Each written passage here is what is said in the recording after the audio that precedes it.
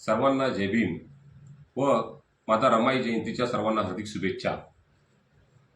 Doctor Babasaheb Ambedkar व माता रमाई यांच्यातील एक संवाद आज मी तुमच्यासमोर आठवण म्हणून सांगत आहे।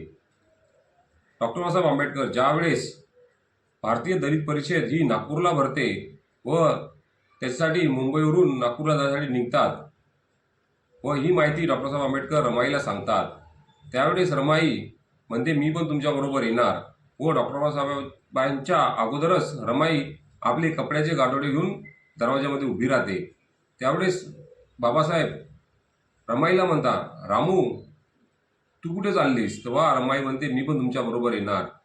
बाबासाहेब बोलतात, नको रमा, तू नको येऊस, तिथं मला 2-3 दिवस राहावं लागेल।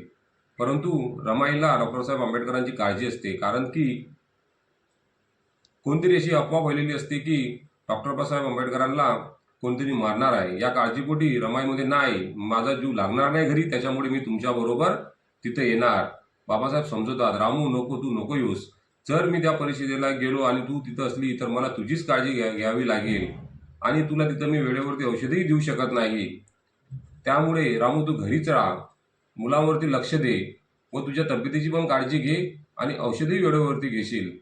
तरी रमाई हट्टी असते व बोलते नाही मी तुमच्याबरोबर येणारच। अशा परिस्थितीत रमाई रागाने बोलते, हो तुम्ही आता बॅरिस्टर झालेत ना, तुमच्याबरोबर घेऊन जाणारा तुम्हाला लाज वाटत असेल।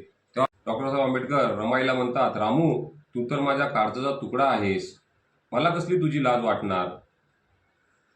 मी आज एवढा मोठा झालो, इथपर्यंत पोचलो, ही तुझ्या त्यागाचं फळ आहे। रामू तू घरी राहा, तू जर घरी असलीस तर तुझ्या तब्येतीची तू काळजी घेशील, वेळेवर औषधं घेतील, असे डॉक्टर बाबासाहेब आंबेडकर रमाईची समजूत काढतात। त्यावेळेस रमाईसुद्धा हे ऐकून डॉक्टर साहेब आंबेडकरांना म्हणते, तुम्ही जा, खुशाल जा, तुम्ही सुद्धा तुमच्या तब्येतीची काळजी घ्या व डॉक्टर साहेब आंबेडकरांचे चरणाचा स्पर्श करते व डॉक्टर साहेब आंबेडकरांचा आशीर्वाद घेते रमाई। अशी माझी रमाई। यातून असं दिसते की डॉक्टर साहेब आंबेडकर आणि रमाई यांच्या एकामेकांची किती काळजी होती दोघांना।